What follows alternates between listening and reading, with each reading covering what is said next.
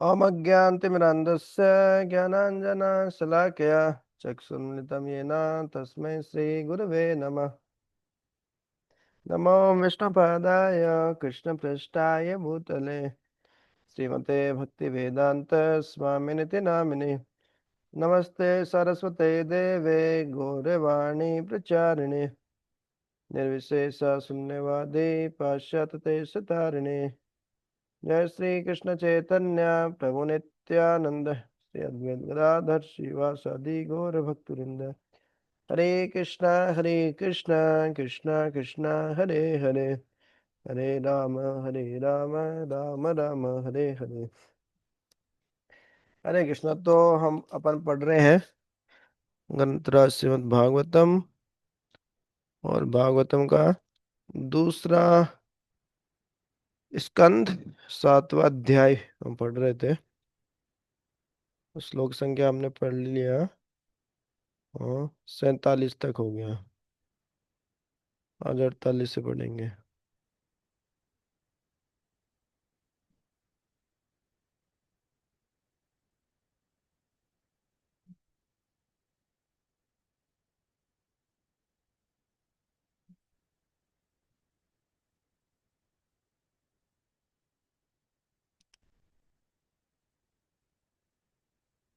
तो इसमें परमात्मा का वर्णन आएगा। परमात्मा और ब्रह्मन ब्रह्म ब्रह्म परमात्मा और भगवान, ये तीन रूप में भगवान जो रहते हैं उसका वर्णन है 47, 47, 49 में।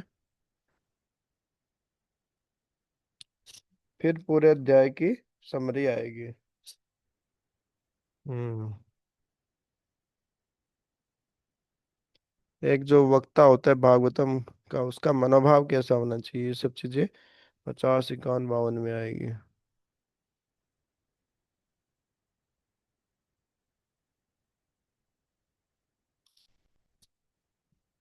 हम्म। तो ठीक है, पढ़ते हैं अपन। सद्रयंग नियम में यत यो यम कर यम कर्त हेतिम झय्यु स्वराडीव निपान खनित्रम इंद्रः। हम्म।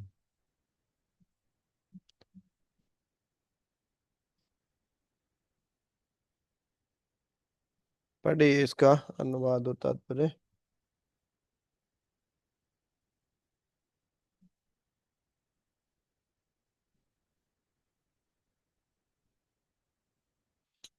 ठीक है, नहीं तो मैं पढ़ता हूँ। ऐसी दिव्य अवस्था में ज्ञानियों तथा योगियों द्वारा न तो कृत्रिम रीति से मन को वश में करने की नहीं कल्पना या चिंतन की आवश्यकता रहती है। मनुष्य ऐसी विधियों को उसी प्रकार त्याग देता है जिस प्रकार स्वर्ग का राजा इंद्र कुआं खोदने का कष्ट नहीं उठाता। हम्म। कोई गरीब आदमी पानी की चाहत के कारण कुआं खोदता है और खोदने का कष्ट झेलता है।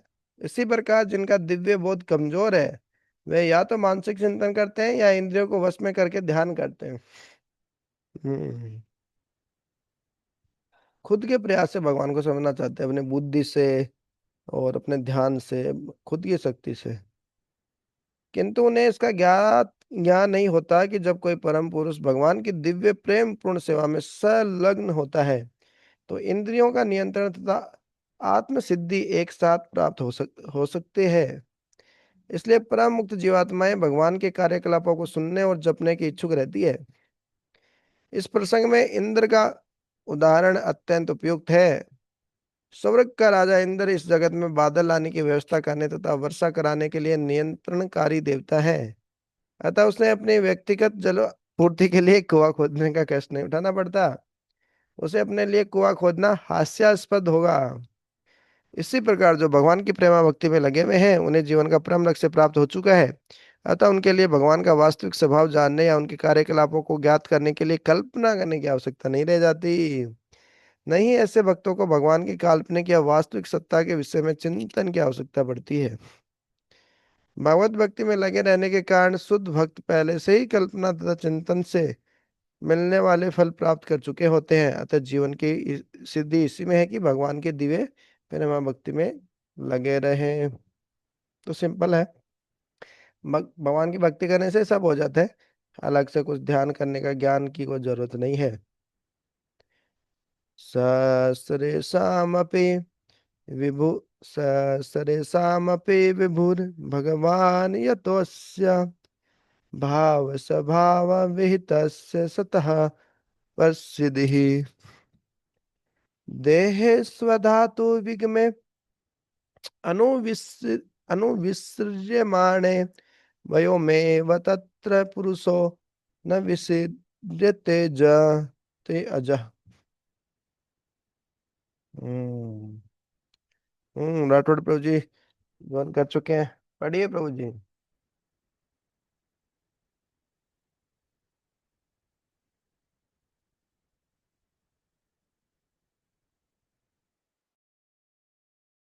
हरे कृष्णा प्रभु जी, दंडवत प्रणाम। मैं रास्ते में चल रहा हूँ, ओ, मैं घर नहीं ओ पहुंच अच्छा पाया। अच्छा अच्छा अच्छा। ठीक है प्रभु जी, फिर मैं पढ़ लेता हूँ। जो कुछ भी कल्याणकर है उसके परम स्वामी भगवान है, क्योंकि जीवात्मा जो भी कर्म करता है, चाहे वह भौतिक अथवा आध्यात्मिक अवस्था में किया जाए, उसका फल देने वाले भगवान है। इस प्रकार वह परम उपकारी है। प्रत्येक जीवात्मा अजन्मा है, अतः इस भौतिक तत्व में शरीर के विनष्ट होने के बाद भी यह शरीर उसी प्रकार बना रहता है जिस प्रकार शरीर के भीतर वायु रह जाती है। तात्पर्य, जीव अजन्मा तथा नित्य है, जैसा भगवत गीता में पुष्टि की गई है। भौतिक तत्वों में देह के विनष्ट होने पर जीव नष्ट नहीं होता है, भगवत गीता में बताते हैं। हाँ, कि जब शरीर नष्ट हो जाता है, वासांस जीर्णानि यथा विहाय नवानि गृह्णाति नरोपराणि, हाँ तथा शरीराणि विहाय जानि अन्यानि सयाते नवानि देहि। हम्म। तो देह के नष्ट हो जाने पे देह ही नष्ट नहीं हो जाता है। हम्म। तो आत्मा का विज्ञान दूसरे अध्याय में बताया। तो आत्मा रहती है, तो हम तो आत्मा ही वास्तव में हैं। शरीर नष्ट हो जाएगा तो हो जाएगा, लेकिन आत्मा के रूप में हम तो आत्मा है, हम हमेशा रहेंगे। ऐसा नहीं कि चलो जी फ्रस्ट्रेट हो गए सुसाइड कर ले, नहीं। भूत प्रेत बन के फिर घूमना पड़ेगा। गोकर्ण और धुंधकारी की आती है ना स्टोरी, गोकर्ण और जो धुंधकारी रहते हैं। तो जो धुंधकारी रहता है वो, उसको जो पांच वेश्याएं रहती है, धुंधकारी तो, गोकर्ण तो एकदम रहता है साधु पुरुष। हाँ, गोमाता से उत्पन्न होता है वो वास्तव में। और जो उसका भाई धुंधकारी है, वो एक नंबर का गुंडा है। तो बहुत पाप कर्म करता है। फिर उसके बाद में जो उसकी पत्नियां होती हैं, जो पांचों पत्नियां रहती हैं, वो उसको पूरे रस्सियों से बांध के उसको मार देती है। वो ऐसे मरता नहीं है, दम घुटता रहता है उसका। बोले मर नहीं रहा है, बोले मर नहीं रहा है, इसको मुंह में अंगारे डाले जाए। तो जलते हुए अंगारे डालती है वो वैसे, पांचों वैसे है, जिनके लिए वो पूरा मेहनत करके चोरी चकारी करके गुंडागर्दी करके कमाता था, पैसे लेके आता था। वो बोले कि एक ना एक दिन, बोले पकड़ा जाएगा, उसके साथ साथ में हम भी फंस जाएंगे, क्यों ना इसको अभी मार दिया जाए। वो वैसा ही ऐसे सोची। तो वो जो हमारा क्या बोलते हैं धुंधकारी, वो भयंकर वाला प्रेत बन गया है वो। फिर श्रीमद् भागवतम सुनने से 7 दिन तक फिर उसका उद्धार हुआ। हम्म। तो ऐसा ही है। बोले और भी तो बहुत सारे लोग सुने सुने, लेकिन उसके बाद मनन नहीं किया, हमने क्या पढ़ा क्या सुना, उसको जीवन में कैसे लगाना, वो भी जरूरी है। कोई भी चीज को सुनना, जब जरूरत पड़े तो जीवन में जब लागू करने की बात आए तो उसको याद करना, रिकलेक्ट करना, हाँ, स्मरण करना, उसको मनन करना, हाँ, उसको जीवन में लगाना। हम्म। और उसको बोलते हैं, एक होता है विवेक शक्ति, सही गलत में अंतर करने की शक्ति होती है।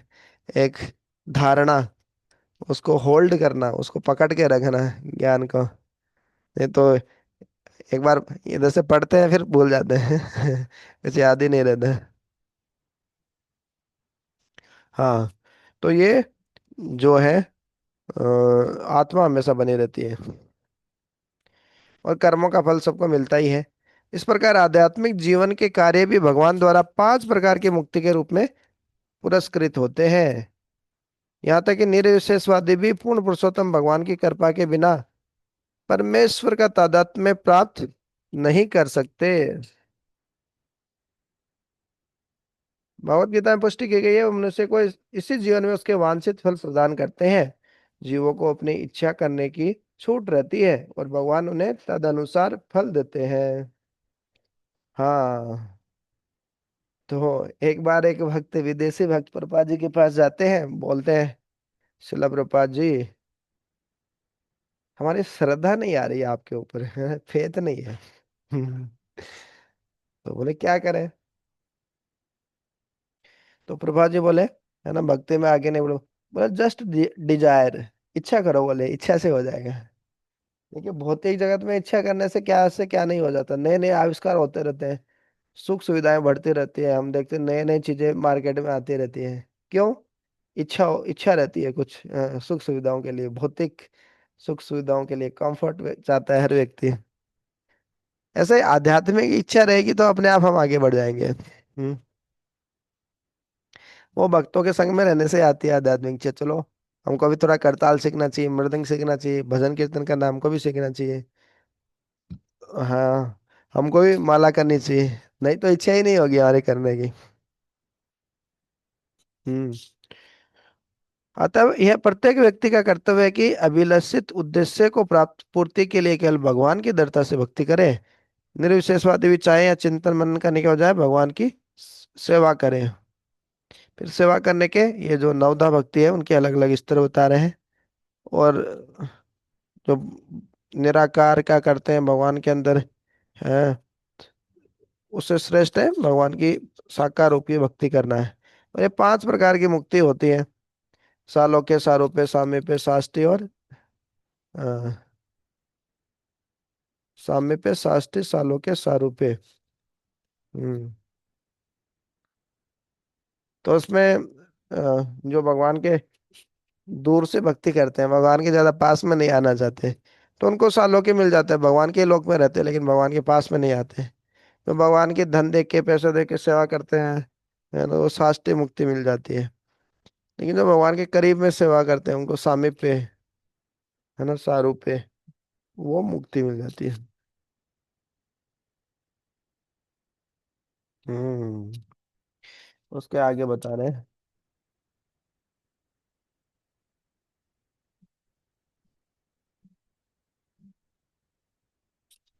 स अयम ते अभिहितः तात भगवान विश्व भावनः समासेन हरेह न अन्यत् अन्यस्मात् सत असत च यत्। हे पुत्र, मैंने तुम्हें संक्षेप में प्रकट जगतों के सृष्टा पूर्ण पुरुषोत्तम भगवान के विषय में बतलाए हैं। गोचर तथा तात्विक अस्तित्व का कारण हरि के अतिरिक्त और कोई नहीं है।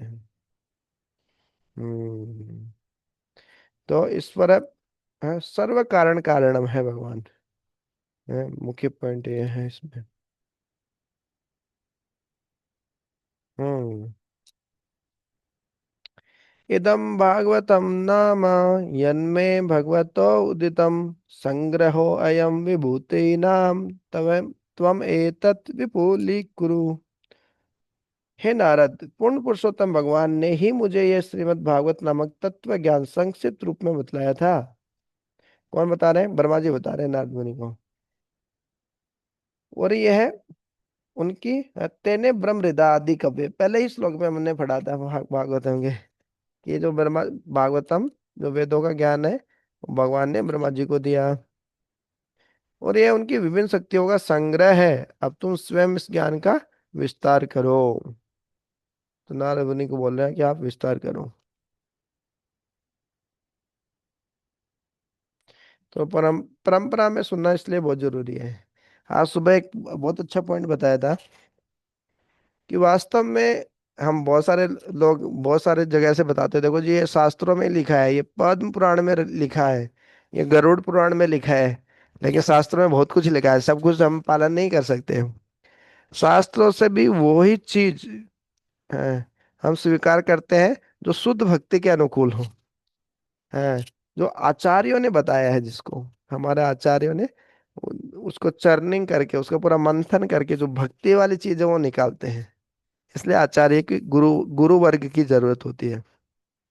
जैसे नारद मुनि बता रहे हैं व्यासदेव को, भागवतम तो पहले भी लिख दिए थे, बोले इसमें भक्ति तत्व कहाँ है, भक्ति के बारे में कहाँ बताया बोले तुमने, तो भक्ति के बारे में लिखो। तो फिर से भागवतम का संकलन हुआ। तो शास्त्रों से भी कुछ मिलना, मतलब ऐसा नहीं हो गया, क्योंकि शास्त्रों में ज्ञान कांड कर्म कांड सब कुछ है, लेकिन जो आचार्य होते हैं वही बता सकते हैं कि ये भक्ति वाले हैं, भक्ति वाला पार्ट है। हम्म। तो ये भी महत्वपूर्ण है। केवल शास्त्रों से होने से नहीं होता, वो आचार्यों से भी हमको प्राप्त होना चाहिए।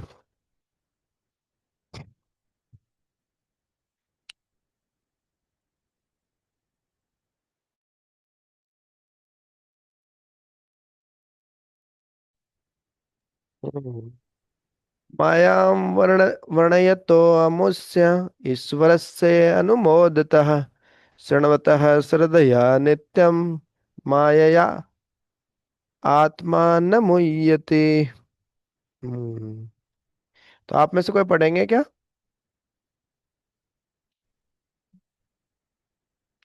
अनुवाद और तात्पर्य। हरे कृष्णा प्रभु जी, दंडवत प्रणाम। बढ़िया भाई साहब।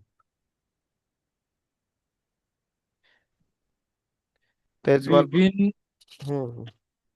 विभिन्न शक्तियों से संबंधित भगवान के कार्यकलापों का वर्णन, उनकी प्रशंसा तथा उनका स्मरण परमेश्वर की शिक्षाओं के अनुसार होना चाहिए। यदि नियमित रूप से श्रद्धा तथा सम्मान पूर्वक ऐसा किया जाता है तो मनुष्य निश्चित रूप से भगवान की माया से उबर जाता है। तात्पर्य: किसी विषय का गंभीर ज्ञान मनचले लोगों के भावों से सर्वथा भिन्न होता है। ये मनचले या मूर्ख लोग बहिरंगा शक्ति के प्रसंग में भगवान के कार्यकलापों को व्यर्थ मानकर अपने को झूठ मूठ भगवान की अंतरंगा शक्ति में उच्च स्तर पर सम्मिलित बता सकते हैं, किंतु सत्य तो यह है कि भगवान की बहिरंगा तथा अंतरंगा शक्तियों से संबंधित कार्यकलाप समान रूप से श्रेष्ठ है। दूसरी ओर, जो भगवान की बहिरंगा शक्ति के चंगुल से अभी तक छूट नहीं पाए, उन्हें बहिरंगा शक्ति के प्रसंग में भगवान के कार्यकलापों का नियमित श्रवण करना चाहिए। उन्हें मूर्खतावश रास लीला जैसे अंतरंगा शक्ति के कार्यकलापों से नहीं आकर्षित होना चाहिए। सत्य कथावाचक भगवान की अंतरंगा शक्ति के विषय में अत्यंत उत्साह दिखाते हैं और भौतिक सुख भोगों में मगन छद्म भक्त गलती से मुक्त जीव की अवस्था पर पहुंचना चाहते हैं और इस प्रकार बहिरंगा शक्ति के चंगुल में बुरी तरह आ फंसते हैं। इनमें से कुछ एक का विचार है कि भगवान की लीलाओं का सवर्ण का अर्थ है गोपियों के साथ उनके कार्यकलापों या गोवर्धन धारण जैसी लीलाओं के विषय में सुनना। उन्हें भगवान के पुरुष अवतारों जैसे स्वांश विस्तारों से तथा भौतिक जगत की सृष्टि पालन तथा संहार जैसी लीलाओं से कोई सरोकार नहीं रहता, किंतु प्रबुद्ध भक्त जानता है कि भगवान की लीलाओं में, चाहे वह रास लीला हो, चाहे सृष्टि की उत्पत्ति पालन या संहार, कोई अंतर नहीं है। अपितु पुरुषावतार के रूप में भगवान के कार्यकलापों का वर्णन उन पुरुषों के लिए है जो बहिरंगा शक्ति के चंगुल में रास लीला जैसी कथाएं बद्ध जीव के लिए न होकर मुक्त जीव के लिए है। अतः बद्ध जीवों को चाहिए कि बहिरंगा शक्ति के प्रसंग में भगवान की लीलाओं को भक्ति तथा प्रशंसा के साथ सुने। यह कार्य मुक्त अवस्थाओं में रासलीला के श्रवण के समान उत्तम है।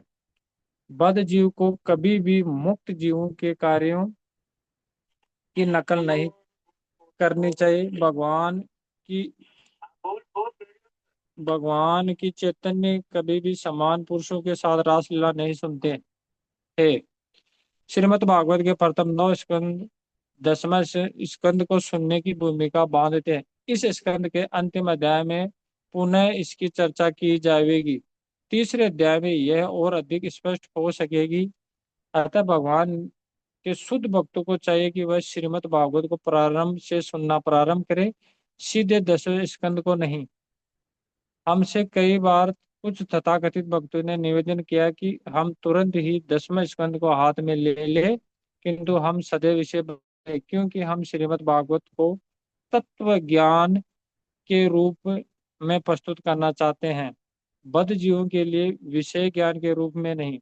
श्री वर्मा जी जैसे अधिकारियों ने इसके लिए वर्जित किया है। श्रीमद् भागवत को वैज्ञानिक प्रस्तुत के रूप में पढ़कर तथा सुनकर बद्ध जीव इंद्रिय तृप्ति की उत्तरोत्तर माया से मुक्त होकर दिव्य ज्ञान के उच्चतर पद को प्राप्त कर हो सकेंगे। इस प्रकार श्रीमद् भागवत के द्वितीय स्कंद के अंतर्गत विशिष्ट कार्यों के लिए निर्दिष्ट अवतार नामक 7वें अध्याय के भक्ति वेदांत तात्पर्य पूरे हुए। हरे कृष्ण।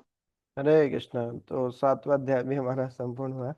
और सबसे महत्वपूर्ण बात इसमें प्रभा जी तात्पर्य में ये बता रहे हैं कि बहुत सारे भक्त लोग मतलब या कथाकार जो भारत है भगवान की लीलाएं सुनाएंगे। देखो जी आपको हम भगवान ने कौन सी गोपी के साथ कैसे लीला की, कैसे उनका आलिंगन किया, कैसे रासलीला की। हम्म। तो तो ऐसे ये भगवान की जो रासलीला है वो वास्तव में मुक्त जीवों के लिए है। भगवान श्री चैतन्य महाप्रभु खुद भगवान होके उन्होंने ऐसे सामान्य जनता के साथ कभी भी रासलीला के बारे में चर्चा नहीं किया। शिला प्रभुपाद जी ने भी नहीं किया, आचार्यों ने भी नहीं किया। क्योंकि न वक्ता का स्तर होता है न श्रोता का स्तर होता है इतना उन्नत स्तर। हम्म।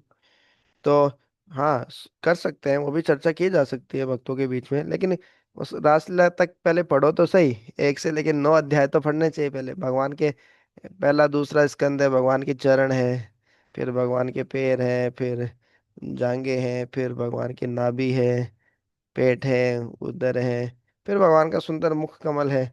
10वां स्कंद। तो सीधा ही भगवान का मुंह नहीं देखना, मुंह मुंह मुंह नहीं निहारना चाहिए। भगवान के चरण कमलों के दर्शन करने चाहिए। हाँ, क्योंकि समझ में नहीं आएगी भगवान की रासलीला। हाँ, वो मुक्त जीवों के लिए है। तो सबसे पहले समझे तो सही, जैसे दूसरा स्कंदे चल रहा है, भगवान कौन है, ब्रह्म परमात्मा भगवान। भगवान के अलग अलग पुरुष अवतार हैं, भगवान कैसे सृष्टि करते हैं, धरती जल अग्नि आकाश वायु कैसे आते हैं। ये सब चीजें समझते तो फिर पता चला अरे भगवान कितने महान है। तो अपने आप सबमिसिवनेस आती है, विनम्रता आती है, झुकते हैं हम। भगवान महान है, हम बहुत तुच्छ हैं। मतलब हम इतने तुच्छ है कि एक बाल की नोक के 10,000 भाग के बराबर है। तो ये प्रभा जी बता रहे थे मुख्य रूप से कि पहले भागवतम के 9 स्कंद पढ़ के फिर आप 10वें स्कंद पे पढ़िए, सीधा नहीं। तत्व ज्ञान भी जरूरी है। अ, जो एक होता है तत्व की दृष्टि से, एक होता है रस की दृष्टि से। तो ये तत्व, पहले तत्व ज्ञान भी होना जरूरी है, भगवान है कौन वास्तव में। तो अभी हम शुरू करते हैं अध्याय 8, राजा परीक्षित द्वारा पूछे गए प्रश्न। तो इसमें एक समरी देख लेते हैं हम। अध्याय 8 में क्या क्या है, परीक्षित महाराज क्या क्या प्रश्न पूछते हैं। तो उसमें 29 श्लोक हैं टोटल। और 8वें अध्याय में पहले अभी परीक्षित महाराज प्रश्न पूछने चाह रहे हैं सुखदेव गोस्वामी जी को। वो सुखदेव गोस्वामी जी को बोलना चाह रहे हैं कि आप हरि कथा सुनाइए। तो नारद मुनि के जो प्रीचिंग एक्सप्लॉइट्स है ना, जो प्रचार कार्य है, उनके बारे में बताइए। हरि कथा की महिमा बताइए, और किस तरीके से ये शुभता लाती है हरि कथा, ऑस्पिशियसनेस, और भगवान का स्मरण कराती है। और भक्त लोग कभी भी भगवान के चरण कमलों को नहीं भूलते हैं। तो 1 2 3 4 5 6 श्लोकों में यही है। ये परीक्षित महाराज के प्रश्न। 7 से 23 नंबर श्लोक में भी परीक्षित महाराज प्रश्न नहीं पूछ रहे हैं, देखिए। 7 से 10 नंबर श्लोक में प्रश्न पूछेंगे कि जीव और भगवान में क्या अंतर है। फिर बहुत सारे अलग अलग प्रश्न है। फिर मैं आपके प्रति शरणागत हूँ, और आप क्वालिफाइड है, आप योग्य है बताने के लिए। तो दोनों, ये तो अच्छा कॉम्बिनेशन हो गया। कोई सुनना चाहिए और कोई बोलना चाहिए, और योग्य है बोलने के लिए, तो अच्छा है। वक्ता श्रोता कॉम्बिनेशन अच्छा है। टीचर भी अच्छे हैं और स्टूडेंट भी। फिर बोल रहे कि ऐसा मत सोचिए कि मैं फास्टिंग कर रहा हूँ, निर्जला कर रहा हूँ, 7 दिन से भी कुछ खा पी नहीं रहा हूँ, है ना, 3-4 दिन हो गए और अभी और 3-4 दिन बचे हैं, तो मैं बहुत थक गया आपकी बातें सुन सुन के, पक गया, अभी बोल बंद कर दो ये सब। ऐसा नहीं है, आप और बताए जाइए। हाँ, स्वादु स्वादु पदे पदे, बहुत ही बहुत अच्छा लग रहा है, बताते जाइए आप, ऐसा बोल रहे हैं। फिर सुखदेव गोस्वामी प्रसन्न हो गए और उनके प्रश्नों का जवाब देने के लिए तैयार हो जाते हैं।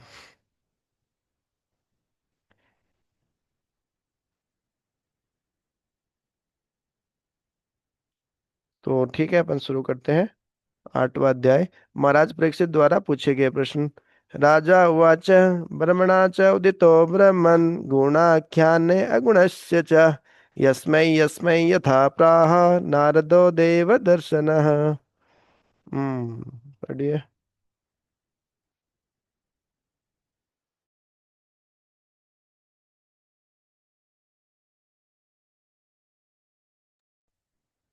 हरे कृष्णा। हम्म हरे कृष्णा, पढ़िए। राजा परीक्षित राजा परीक्षित ने सुखदेव गोस्वामी से पूछा कि नारद मुनि ने, जिनके श्रोता श्री वर्मा द्वारा उपेक्षित उपदेशित भाग्यशाली श्रोता है, किस प्रकार निर्गुण भगवान के दिव्य गुणों का वर्णन किया और वे किन किन के समक्ष बोले। तात्पर्य। देवर्षि नारद को सिद्ध ब्रह्मा जी ने उपदेश दिया था। ब्रह्मा को भी परमेश्वर ने स्वयं उपदेश दिया था। अतः नारद द्वारा विविध शिष्यों को दिए गए उपदेश स्वयं परमेश्वर द्वारा प्रदत्त उपदेशों के तुल्य है। वैदिक ज्ञान को समझने की यही विधि है। यह शिष्य परंपरा द्वारा भगवान से प्राप्त होकर अवरोही क्रम से सारे विश्व में फैलता है। किंतु मानसिक चिंतकों से वैदिक ज्ञान प्राप्त करने का अवसर ही नहीं आता। अतः नारद मुनि जहाँ कहीं भी जाते हैं, परम ईश्वर का प्रतिनिधित्व करते हैं और उनके उनका प्राकट्य परमेश्वर के समान उत्तम होता है। इसी प्रकार जो शिष्य परंपरा दिव्य उपदेश का कड़ाई से अनुसरण करती है, वही प्रमाणिक होती है। और इन प्रमाणिक गुरुओं की परीक्षा यह है कि प्रारंभ में भगवान ने अपने भक्तों को जो उपदेश दिया था और अब शिष्य परंपरा में जो उपदेश दिया जाता है, उसमें कोई अंतर नहीं होना चाहिए। नारद मुनि ने भगवान के दिव्य ज्ञान को जिस प्रकार वितरित किया, उसका वर्णन सब बाद के स्कंदों में किया जाएगा। ऐसा भी प्रतीत हो सकता है कि भौतिक सृष्टि के पूर्व भी भगवान का अस्तित्व था। फलतः उनके दिव्य नाम, गुण इत्यादि किसी भौतिक गुण को सूचित करने वाले नहीं है। अतः जब भी भगवान को अगुण कहा जाता है, तो इसका अभिप्राय यह नहीं है कि वे गुण रहित है, वरन यह है कि उनमें सत्तो रजो या तमोगुण जैसे भौतिक गुण नहीं पाए जाते, जो बद्ध जीवों में पाए जाते हैं। समस्त भौतिक अवधारणाओं से परे होने के कारण ही उन्हें अगुण कहा जाता है। हरे कृष्ण। हरे कृष्णा। तो भगवान को हम हमारे से तुलना करके ही समझते हैं कि देखो जी, हमारे अंदर ये है, भगवान के अंदर ये गुण है कि नहीं है। है तो कितना है, नहीं, भगवान है गुण है वाले, उनके अंदर कोई गुण ही नहीं है, अरे ऐसा नहीं, ऐसा नहीं। भगवान के अंदर बहुत गुण है, भौतिक गुण नहीं है, आध्यात्मिक गुण है, तीनों गुणों के अंदर नहीं, भगवान बद्ध जीव नहीं है। तो ऐसा, हाँ, शास्त्रों में बार बार बता रहे हैं। और वही पॉइंट बताया कि किस प्रकार से भगवान ने ब्रह्मा जी को दिया, ब्रह्मा जी नारद मुनि जी को बता रहे हैं, यही श्रीमद् भागवतम। तो यही है, परंपरा के माध्यम से ऐसे ही चलती रहे, बिना जोड़े बिना घटाए। तो यही प्रामाणिक ज्ञान है, भगवान जो बता रहे हैं। एवं परंपरा प्राप्तम इमं राजस्यो विदुः। एतत् वेदितुम् इच्छामि तत्त्वं तत्त्वविदां वर। हरेरद्भुतवीर वीर्यस्य कथालोक सुमंगलः। हम्म हरे कृष्ण। राजा ने कहा, मैं जानने का इच्छुक हूँ। अद्भुत शक्तियों से संपन्न भगवान से संबंधित कथाएं निश्चित ही समस्त लोगों के प्राणियों के लिए शुभ है। श्रीमद् भागवत परमेश्वर की लीलाओं के वर्णन से भरा पड़ा है और प्रत्येक लोक में निवास करने वाले जीवों के लिए मंगलकारी है। जो इसे संप्रदाय विशेष से संबंधित मान बैठता है वह निश्चित रूप से भ्रम में रहता है। श्रीमद् भागवत भगवान के समस्त भक्तों के लिए अत्यंत प्रिय शास्त्र है, लेकिन यह भक्तों के लिए तो यह है कल्याणप्रद है, क्योंकि इसके अनुसार जो भौतिक शक्ति के चक्कर में पड़े हुए अभक्त लोग भी चंगुल से छूट जाते हैं, और यदि वे श्रद्धा तथा मनोयोग से शिष्य परंपरा के समुचित स्रोत से श्रीमद् भागवती कथा को सुनते हैं। वो इसलिए बहुत सारे लोग भागवत कथा करवाना चाहते हैं। भागवत कथा एकदम शुद्ध है, और कोई भी इनको सुनेगा तो पक्का भगवान का कृष्ण प्रेम प्राप्त करेंगे। श्रीमद् भागवतम की यही महिमा है। तो धुंधकारी भी 7 दिन तक जो बांस के अंदर बैठ के श्रीमद् भागवतम सुना। और जैसे एक एक दिन होता है, एक एक बांस की जो गांठ होती है उसकी वो खुल जा रही थी, ऐसे 7वें दिन पूरा धुंधकारी बाहर आ जाते हैं। हाँ, तो यही भागवतम की महिमा है। हम बहुत शुद्ध भक्ति है वास्तव में श्रीमद् भागवतम में। नैतिक शिक्षा के भी ऊपर है। नैतिक शिक्षा बताते हैं लोग छोटे, कि आप ये करो, ये करना अच्छा है, समाज सेवा करो, ये सेवा करो। लेकिन ये सीधा भगवान की सेवा के बारे में बताती है श्रीमद् भागवतम। और गुरु शिष्य परंपरा में सुनते हैं तो पक्का भौतिक जगत के चंगुल से व्यक्ति निकल ही जाता है। कत्यस्व महाभाग यथाहम अखिलात्मनि कृष्णे निवेश्य निसंगम मनस्ति अक्षय कलेवरम। हम्म। हे परम भाग्यशाली सुखदेव गोस्वामी, आप मुझे कृपा करके श्रीमद् भागवत भागवत सुनाते रहे, जिससे मैं अपना मन परमात्मा भगवान श्री कृष्ण में स्थिर कर सकूं और इस प्रकार भौतिक गुणों से सर्वदा मुक्त होकर अपना यह शरीर त्याग सकूं।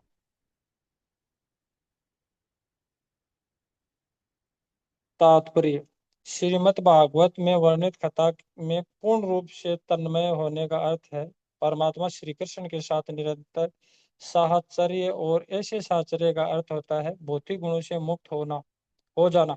भगवान श्री कृष्ण सूर्य के समान है और भौतिक कलमश अंधकार के तुल्य है।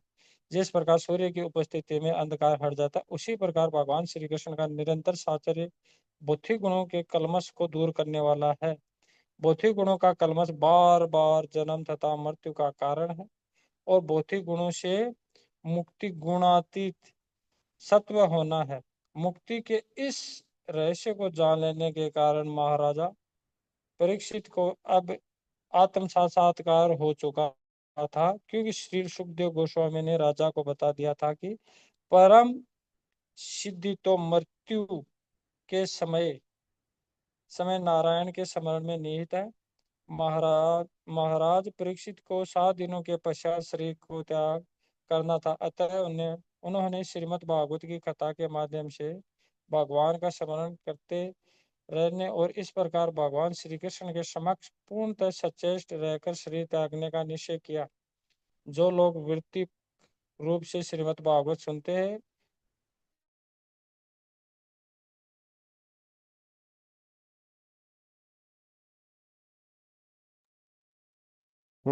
आवाज नहीं आ रही, आवाज चलेगी। जो लोग वृत्तिक रूप में श्रीमद् भागवत सुनते हैं उनका सुनना महाराज परीक्षित के दिव्य श्रवण। मेरी मेरा कनेक्शन ठीक है क्या? मेरी मेरी तो आवाज आ रही है ना?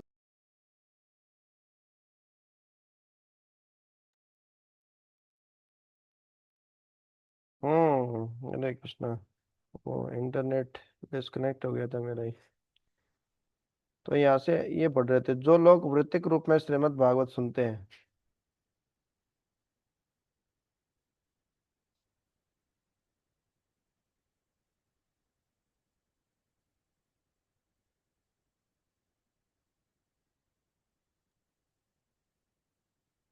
हरे कृष्ण।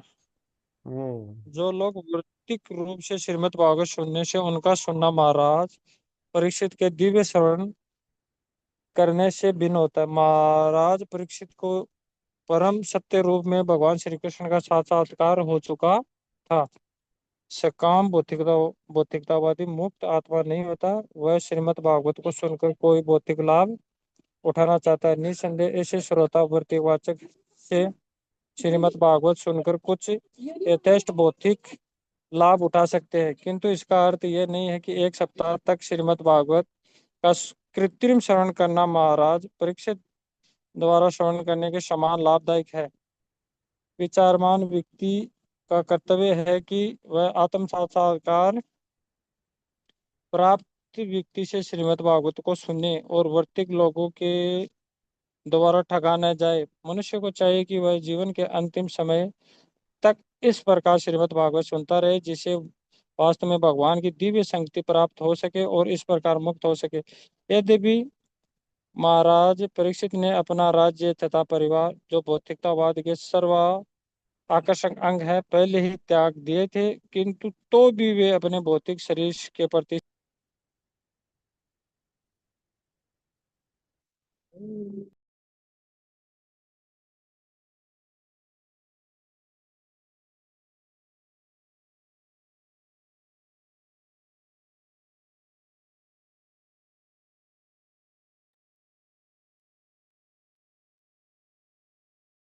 हरे कृष्णा। यद्यपि महाराज परीक्षित ने अपना राज्य तथा परिवार, जो भौतिकतावाद के सर्व आकर्षक अंग है, पहले ही त्याग दिए थे, किंतु तो भी वे अपने भौतिक शरीर के प्रति सचेत थे। वे भगवान की निरंतर संगति द्वारा ऐसे बंधन से विमुक्त होना चाह रहे थे। हरे कृष्णा।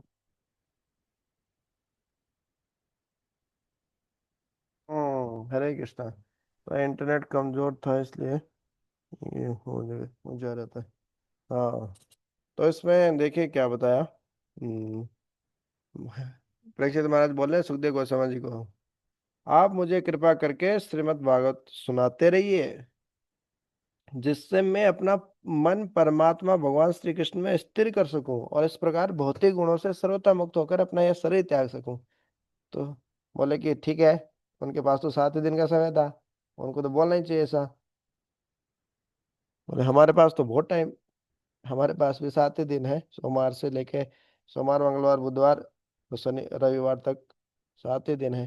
तो हमारे लिए भी है, हम भी श्रीमद् भागवतम सुनते ही रहे हैं और हमारा मन भगवान श्री कृष्ण में लगा सके। और ऐसे ही सुनते रहेंगे तो सुनते सुनते क्या होगा, भौतिक गुणों से धीरे धीरे मुक्त होके हम भी ये शरीर त्याग सकेंगे। तो ये बहुत महत्वपूर्ण है। लग सकता है अरे क्या सुनना है, क्या हो जाएगा सुनने से, लेकिन जो चीजें हम सुनते हैं, जैसा संग करते हैं, मतलब जैसा संग वैसा रंग।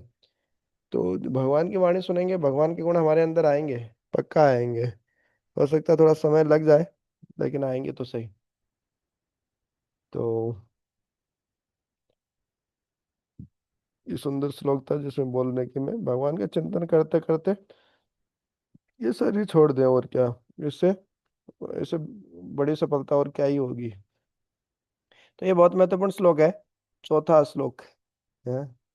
हाँ हाँ, इसको याद कर लीजिएगा। श्रृणवतः मतलब सुनने वालों से, सुनने वालों का जो सुन रहे हैं सुनने से।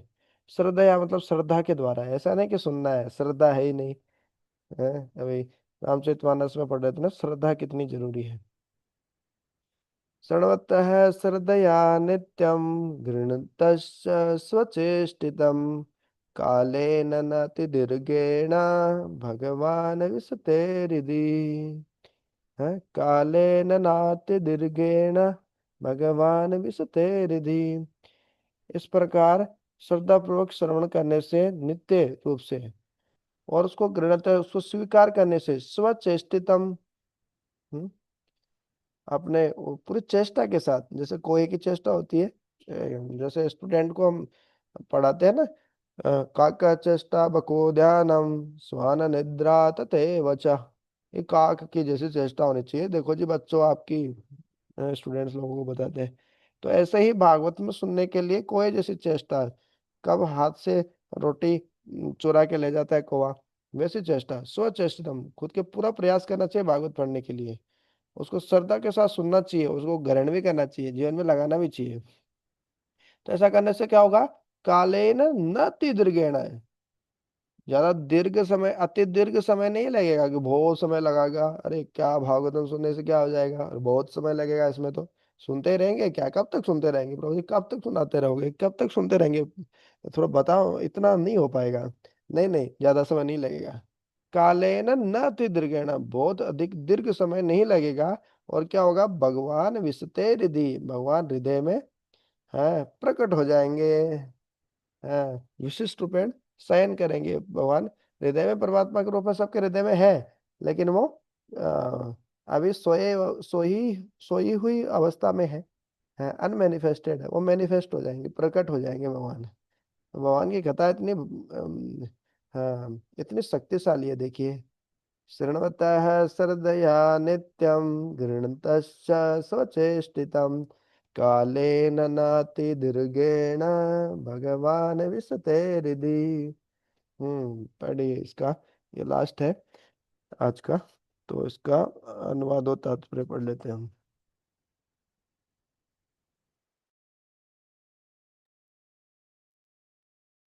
जो हरे कृष्ण, जो लोग नियमित रूप से श्रीमद् भागवत सुनते हैं और इसे अत्यंत गंभीरता पूर्वक ग्रहण करते हैं, उनके हृदय में अल्प समय में ही भगवान श्री कृष्ण प्रकट हो जाते हैं।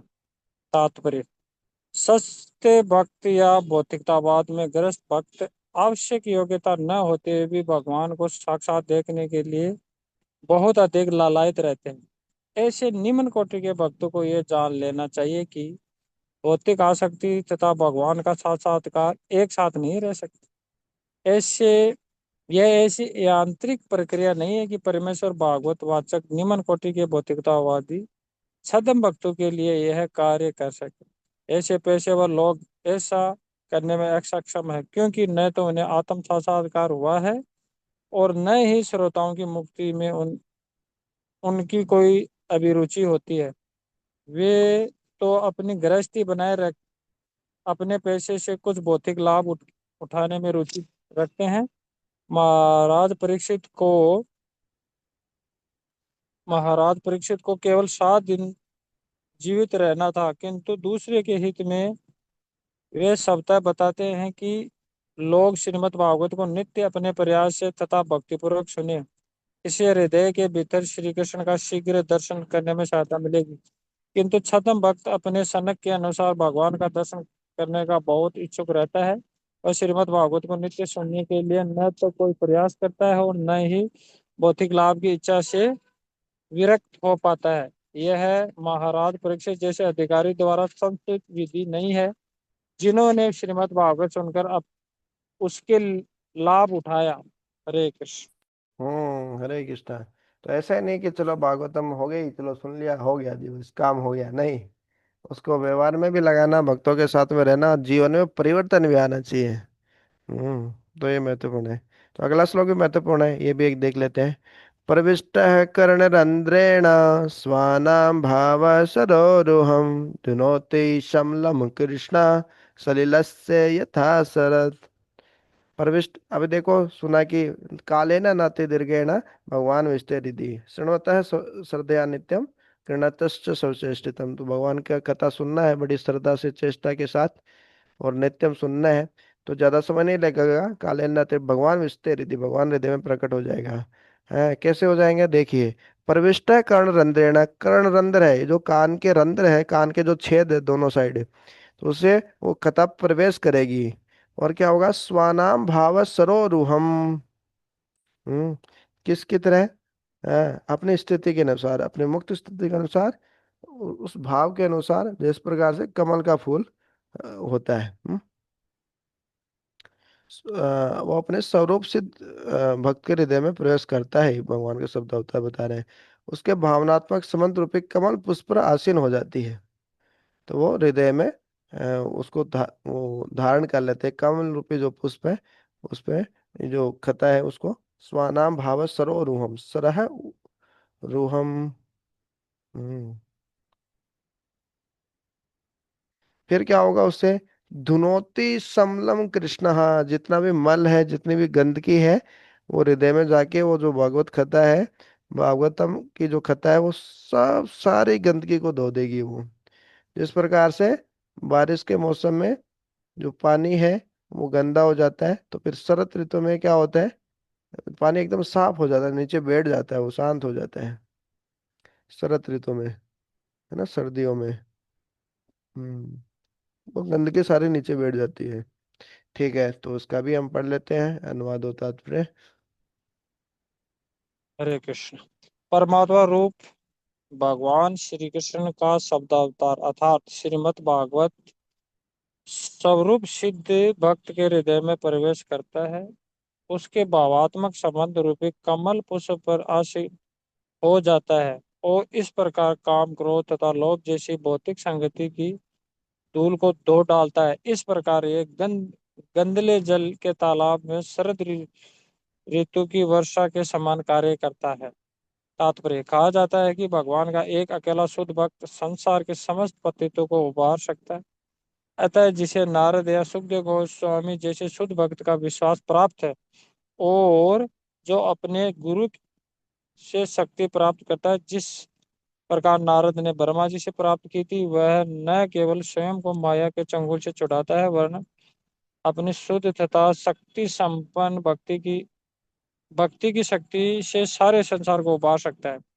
गंदले जलाशयों में गिरने वाले शारदीय वर्षा से उपमा देने अत्यंत उपयुक्त है। वर्षा ऋतु में सारे नदियों का पानी गंदला हो जाता है, किंतु शरद ऋतु में जब हल्की बारिश होती है तो संसार भर में नदियों का जल स्वच्छ हो जाता है। किसी रसायन की अल्प मात्रा से शहरी जलागार की तरह किसी किसी छोटे जलाशय का जल स्वच्छ किया जा सकता है, किंतु ऐसे अल्प प्रयास से नदियों का जल स्वच्छ नहीं किया जा सकता। किंतु भगवान का शक्ति संपन्न शुद्ध भक्त न केवल अपने को उबार सकता है वरन अपनी संगति से अनेकों को उबारता है। दूसरे शब्दों में, अन्य विधियों से यथा ज्ञान मार्ग या योगासन द्वारा अपनी ही कलुषित हृदय स्वच्छ किया जा सकता है, किंतु भगवत भक्त इतनी शक्तिशाली होती है कि वह शुद्ध शक्ति संपन्न भक्ति की भक्ति से समस्त लोगों के हृदयों को स्वच्छ कर सकती है। नारद, सुखदेव गोस्वामी, भगवान चैतन्य, छऊ गोस्वामी तथा उनके बाद श्री भक्ति विनोद ठाकुर तथा श्रीमद भक्ति सिद्धांत सरस्वती ठाकुर इत्यादि जैसे भक्त भगवान के वास्तविक प्रतिनिधि अपने भक्ति संपन्न भक्ति के द्वारा सभी लोगों का उद्धार कर सकते हैं। श्रीमद् भागवत को सुनने के सत प्रयासों द्वारा मनुष्य को भगवान के साथ दास सका वात्सल्य तथा माधुर्य प्रेम के दिव्य भाग में अपने स्वाभाविक संबंध का बोध हो जाता है और इस प्रकार के आत्म साक्षात्कार से वह तुरंत भगवान की दिव्य प्रेमा भक्ति का भागी बन जाता है। नारद जैसे समस्त शुद्ध भक्त न केवल स्वरूप से जीव थे वरन वे सबता सुखाय उपदेश देने के कार्य में लगे रहते थे और इस तरह से माया के गुणों में फंसे अनेक हीन जीवों का उद्धार करते थे। वे इतने शक्ति संपन्न इसलिए हो सके क्योंकि वे नियमित रूप से भागवत के सिद्धांतों का श्रवण एवं पूजन करते थे। संचित हो चुकी भौतिक वासनाएं भगवान के अपने प्रयास से ऐसे कार्यों द्वारा स्वच्छ हो जाती है। भगवान जीवों के हृदय में सदैव विद्यमान रहते हैं, किंतु वे भक्तिमय सेवा से प्रकट होते हैं। ज्ञान के अनुशीलन या योग द्वारा हृदय की शुद्धि किसी एक व्यक्ति के लिए कुछ काल के लिए उपयोग सिद्ध हो सकती है, किंतु स्थिर जल की अल्प मात्रा को रासायनिक विधि से स्वच्छ करने के समान है। इस प्रकार से शुद्ध किया जल मेल के कुछ काल तक तल छट बैठ जाने के कारण स्वच्छ रह सकता है, किंतु तनिक भी हिलने पर पुनः गंदला हो जाता है। कहने का तात्पर्य यह है कि भगवान की भक्तिमय सेवा ही हृदय को सदा के लिए स्वच्छ बनाने की एकमात्र विधि है। अन्य विधियां भले ही कुछ समय के लिए श्रेष्ठ हो, किंतु मन के विचलित होने पर पुनः गंदले होने की आशंका रहती है।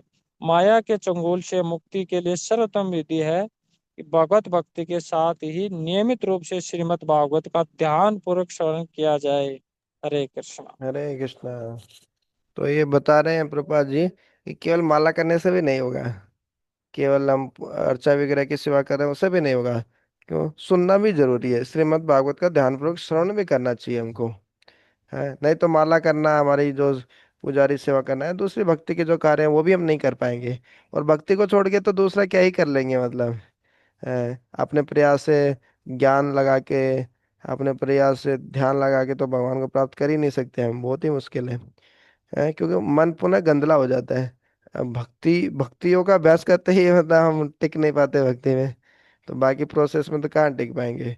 भक्ति मतलब सीधा भगवान से हमको जोड़ती है, हरि नाम है, भगवान को प्रणाम करना, दंडवत लगाना, कितने कितने हजारों अश्वमेध लाखों अश्वमेध यज्ञ करने के बराबर है, इतना फल मिलता है एक एक चीज का भी। तो यही है भक्ति, हम करते रहेंगे तो क्या होगा। हाँ, प्रविष्ट कर्णरंध्रेण, सुनते रहेंगे भगवान का नाम, भगवान की कथा।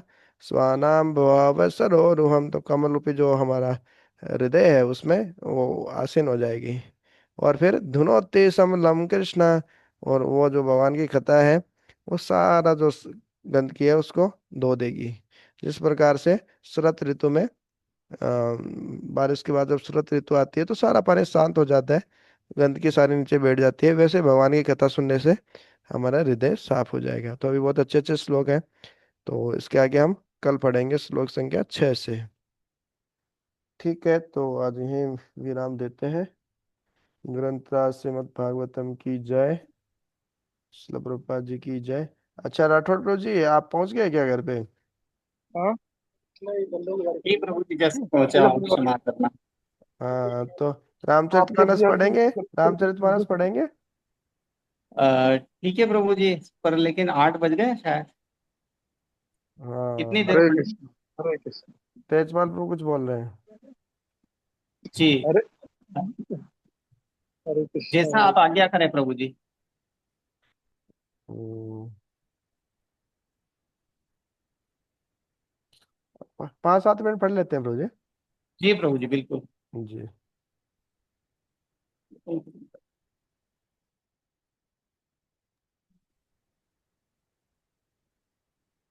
46 नंबर तक हो गया था अपना ना। जी प्रभु जी। 2 46।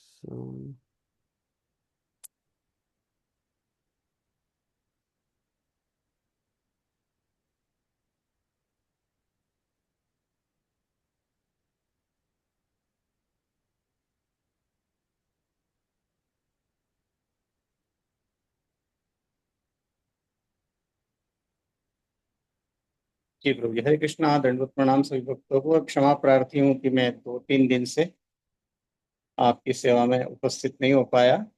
अ, आज भी सोचा था कि आ जाऊंगा 7 बजे तक, लेकिन हमने 2 दिवस पहले तक पढ़ा था। एक तो हम पढ़ रहे थे अभी सतत की किस प्रकार से गोस्वामी जी तुलसीदास जी के द्वारा रामचरितमानस की विभिन्न उपमाओं के माध्यम से एक संपूर्ण समृद्धि प्रदान करने वाली नदी के रूप में वर्णन किया था। और श्री रामचरितमानस का उन्होंने उन्होंने महिमा गाई थी। आगे हमने पढ़ा था कि जब सूर्य देव मकर राशि पर आते हैं, तब माघ मास में संगम पे प्रयागराज में एक विशेष उत्सव रहता है, जिसमें सभी साधु संत वहां एकत्रित होकर के ज्ञानार्जन करते हैं, शास्त्रार्थ करते हैं, शास्त्रों पर चिंतन करते हैं और हरि की भक्ति करते हैं, भगवान श्री कृष्ण की भक्ति करते हैं। उसी क्रम में हम पढ़ रहे थे कि जब सभी साधु संत एक मास पूर्ण होने के पश्चात अपने अपने स्थान को पधार रहे थे, जा रहे थे, तब भगवत कृपा से जो याज्ञवल्क्य मुनि वहां पर पधारे थे, उनको भरद्वाज जी ने अपने आश्रम में कुछ समय के लिए रुकने का निवेदन किया था। वहां से हम पुनः प्रारंभ कर रहे हैं। प्रभु सोई राम की अपर को, जाहि जपत त्रिपुरारी, सत्य धाम सर्वज्ञ तुम, कहूँ विवेक विचारी। हे प्रभु, वही राम है या और कोई दूसरे हैं जिनको शिवजी जपते हैं?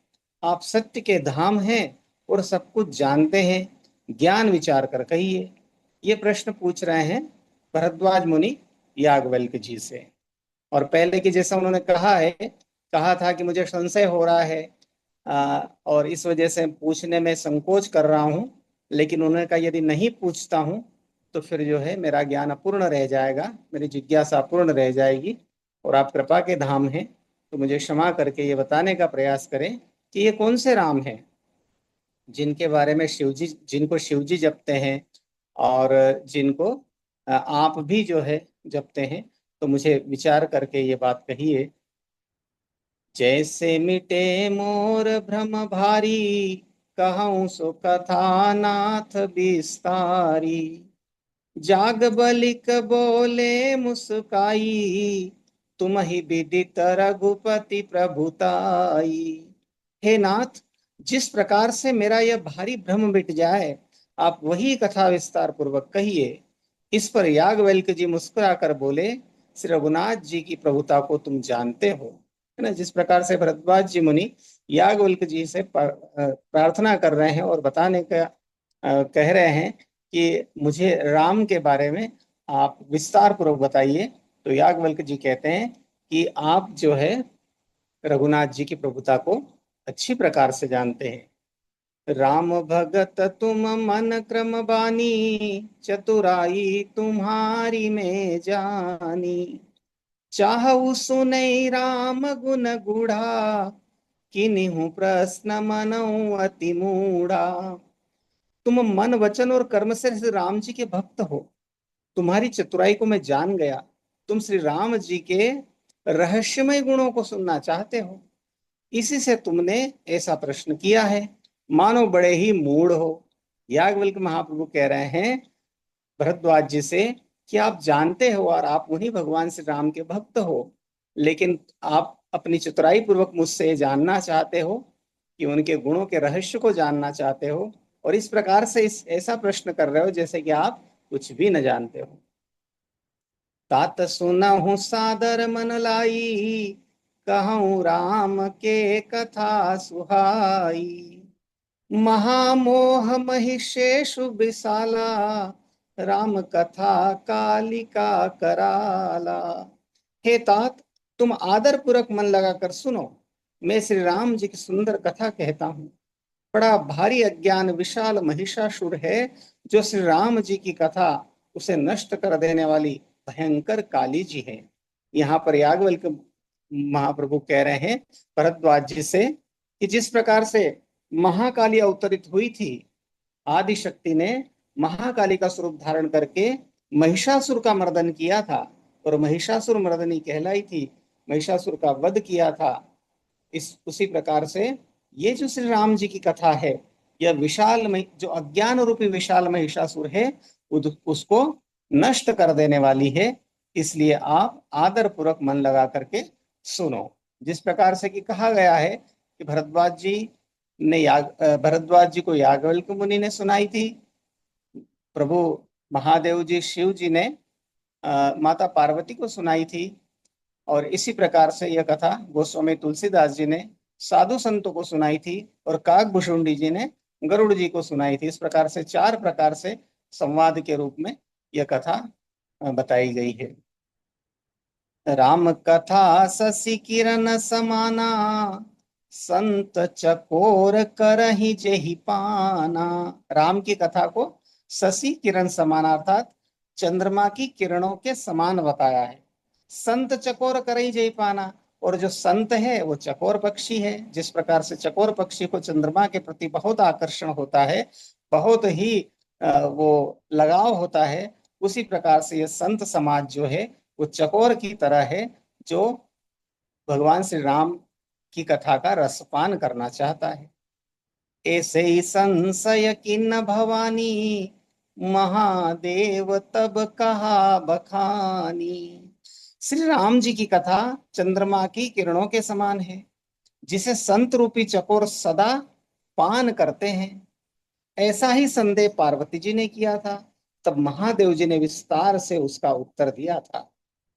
कहूँ सोमति अनुहारी अब रामा, उमा शंभु संवाद सिया राम। भयउ समय जहि हेतु जहि रामा, सुन मुनि मिटहि विषाद सिया रामा। अब मैं अपनी बुद्धि के अनुसार वही उमा और शिव जी का संवाद कहता हूँ। वह जिस समय और जिस हेतु से हुआ, उसे हे मुनि तुम सुनो, तुम्हारा विषाद मिट जाएगा। याज्ञवल्क्य महाप्रभु कह रहे हैं भरद्वाज जी से कि जो शिव जी ने माता पार्वती उमा को कहा था, वही संवाद मैं आपको सुनाता हूँ, जिससे तुम्हारा सारा विषाद, दुख, कष्ट, संशय मिट जाएगा। एक बार त्रेता जुग माही, शंभु गए कुंभज ऋषि पाही। संग सती जग जननी भवानी, पूजे ऋषि अखिलेश्वर जानी। एक बार त्रेता युग में शिव जी अगस्त ऋषि के पास गए। उनके साथ जगत जननी भवानी सती जी भी थी। ऋषि ने संपूर्ण जगत के ईश्वर जानकर उनका पूजन किया। राम कथा मुनि बरज बखानी, सुनी महेश परम सुख मानी। ऋषि पूछी हरि भगति सुहाई, कही शंभु अधिकारी पाई। मुनिवर अगस्त जी ने राम कथा विस्तार से कही, जिसको महेश्वर ने परम सुख माना, परम सुख मानकर सुना। फिर ऋषि ने शिव जी से सुंदर हरि भक्ति पूछी और शिव जी ने उनको अधिकारी पाकर रहस्य सहित भक्ति का निरूपण किया। यहाँ पर यह और स्पष्ट हो रहा है कि अगस्त मुनि के पास में गए थे माता पार्वती जी के साथ शिव जी, और फिर अगस्त मुनि ने राम कथा शिव जी को कही थी, जिसको महेश्वर ने सुना। और फिर इस प्रकार से अगस्त ऋषि ने शिव जी से हरि भक्ति पूछी और फिर शिव जी ने रहस्य सहित भक्ति का निरूपण किया, वर्णन किया। कहत सुनत रघुपति गुण गाथा, कछु दिन तहाँ रहे गिरिनाथा।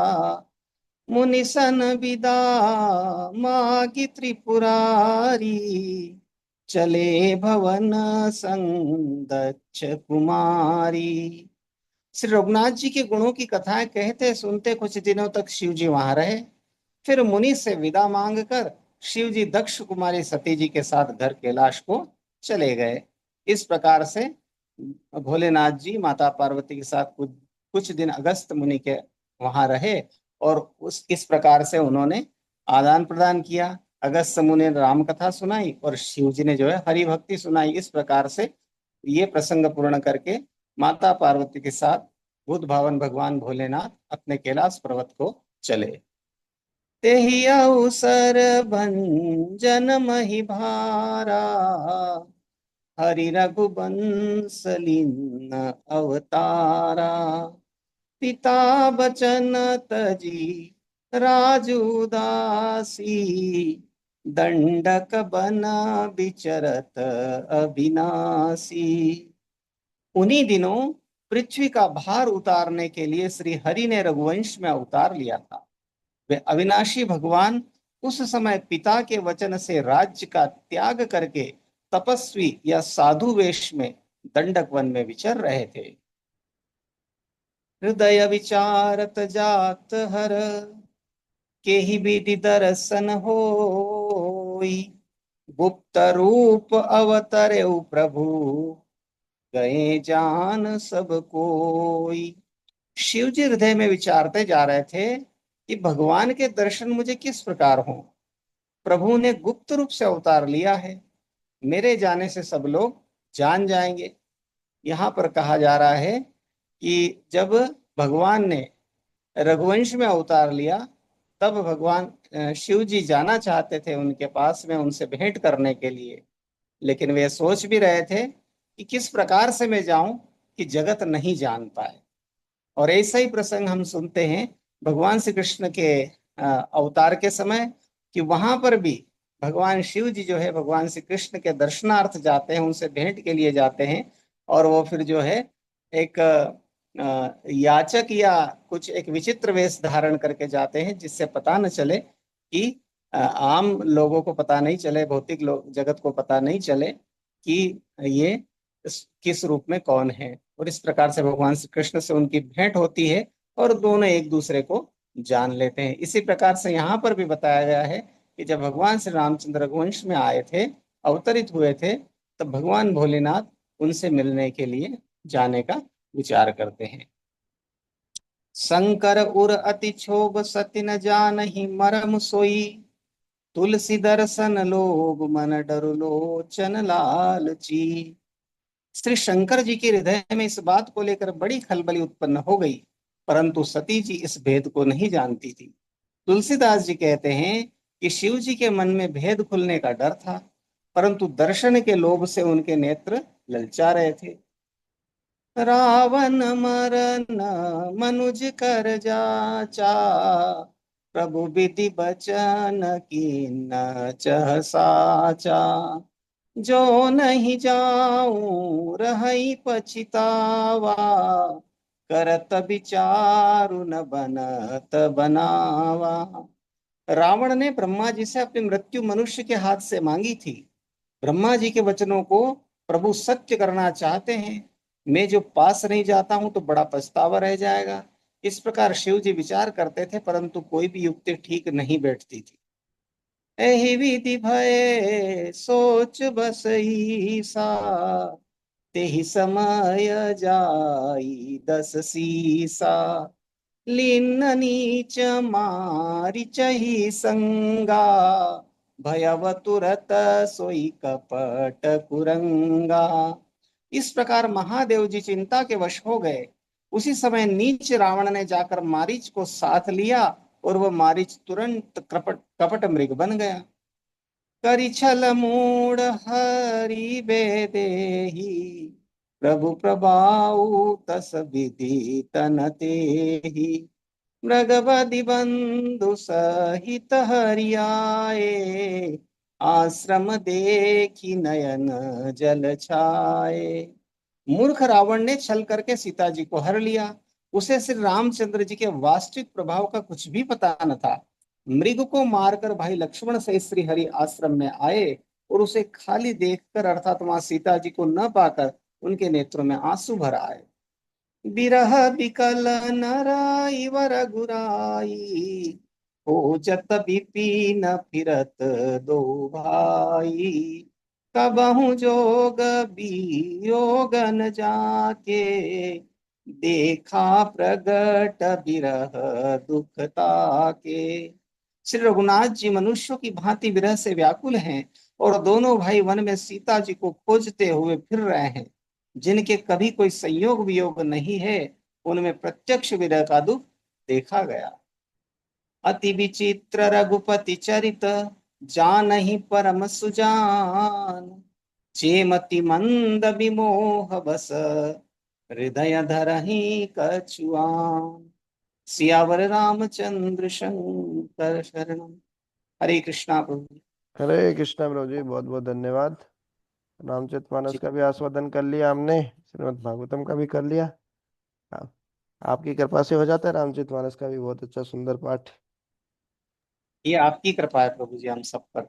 हम्म, बस सबको ही फायदा होता है ना, वक्ता श्रोता सबको ही दर्शन पूछने वाले के जैसे भागवत में श्लोक आते हैं। तो बहुत बहुत धन्यवाद प्रभु जी। जय ग्रंथ राज श्रीमद् भागवतम की जय, श्री रामचरितमानस जी की जय, शिल प्रभुपाद जी की जय, समस्त भक्तवृंद की जय। निताय गौर प्रेमानंदे, हरि हरि बोल। हरि बोल।